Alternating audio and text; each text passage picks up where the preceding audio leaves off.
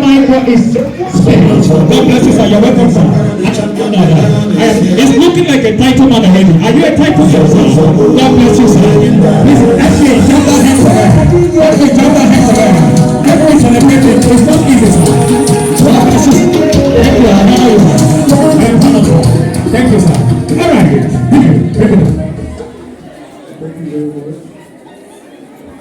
The proprietors of the school, this is Elizabeth Okafor.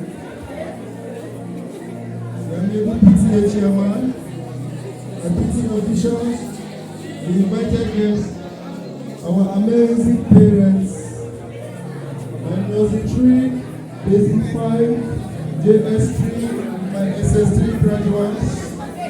Good day, everyone. I want to begin by saying thank you.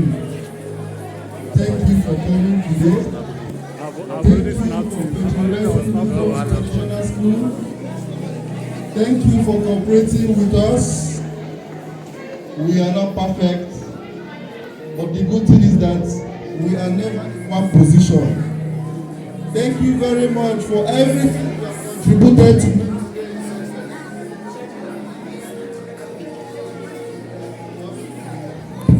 I'll be talking briefly on the theme of this graduation, which is challenges, realities, and opportunities for young graduates.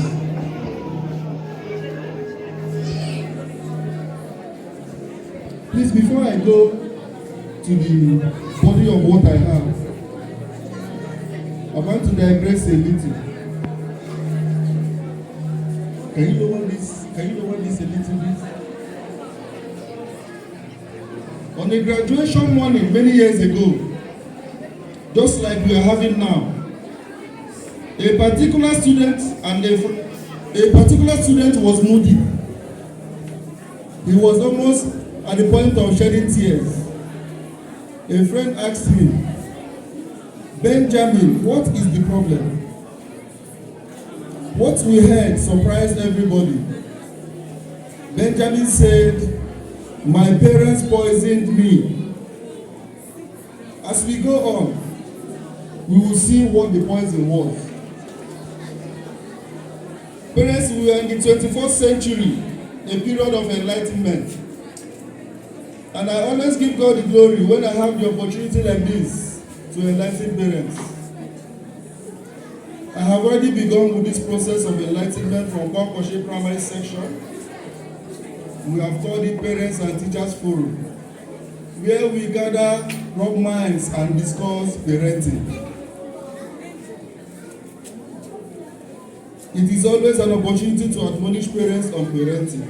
Parenting is a broad topic that can never be overemphasized.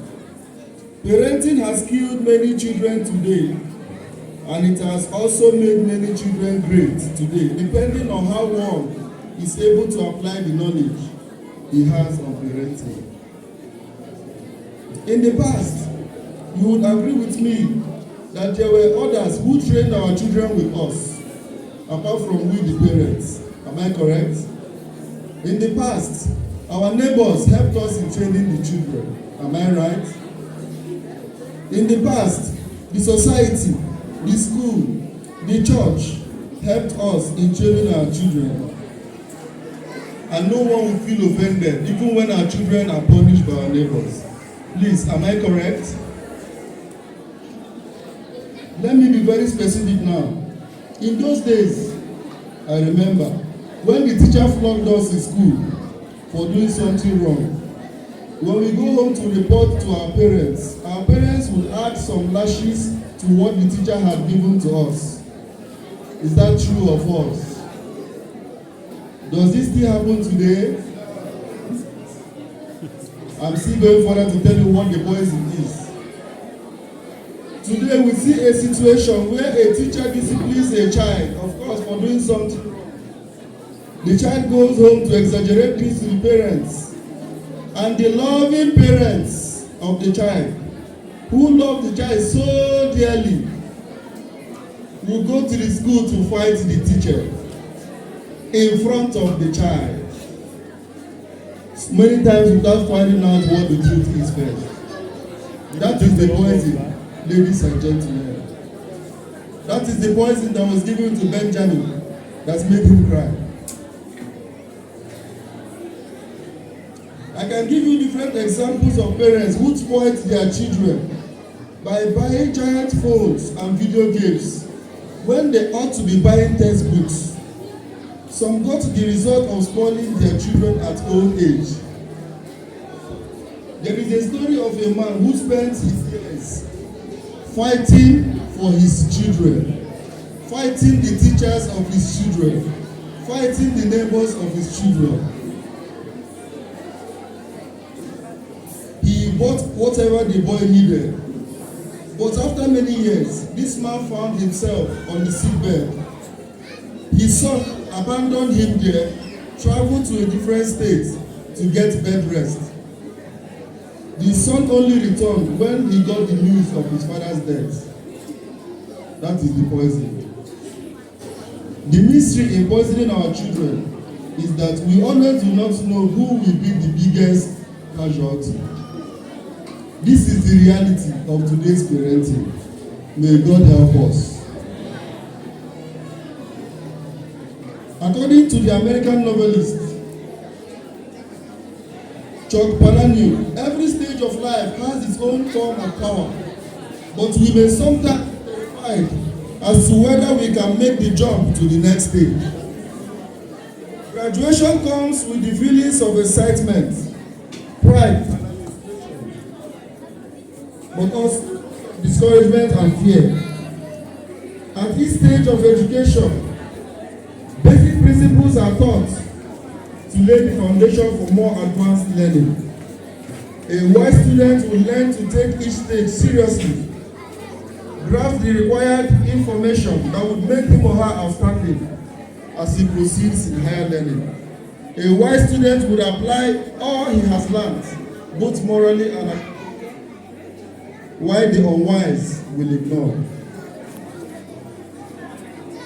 At this stage of your life, basic school for those of us graduating in nursery 3, junior secondary for those of us graduating from basic 5, senior secondary for those of us graduating from JS3, and tertiary institution for those of us graduating from SS3. At this stage, we'll be exposed to more complex curricula that would challenge the understanding of all you have learned already.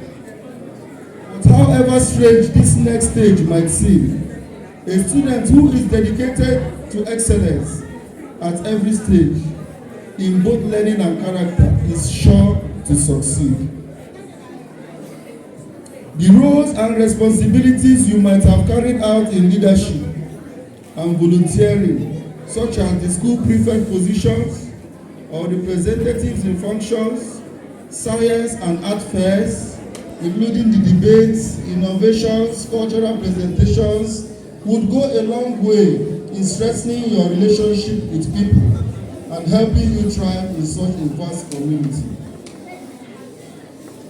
Choosing a career path is also a great challenge for many. To my SS3 graduates, it is likely that you may not end up in the career path you have chosen. In sad reality, we cannot all be doctors. We cannot all be lawyers. We cannot all be bankers or engineers.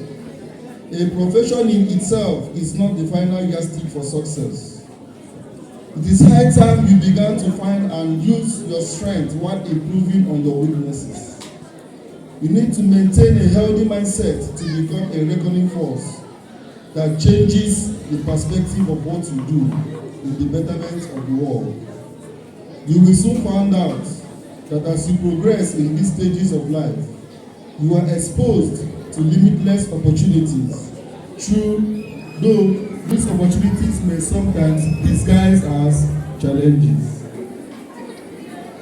You can be whatever you want. You can become the change that you desire to see in the world. To do this, however, you must be ready to put in consistent extra work and effort.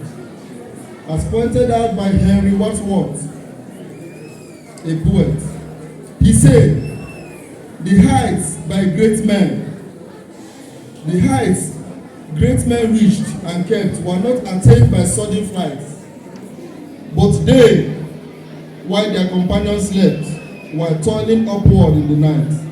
You must be prepared to give your best at every given opportunity. My dear graduates, as you launch into a wider world, saddled with more responsibilities to serve in higher capacity, I sincerely hope that you put to good use all that this stage of education has offered you, while committing yourselves to lifelong learning and personal development. I wish you all the very, very best that life has to offer. Thank you and God bless you.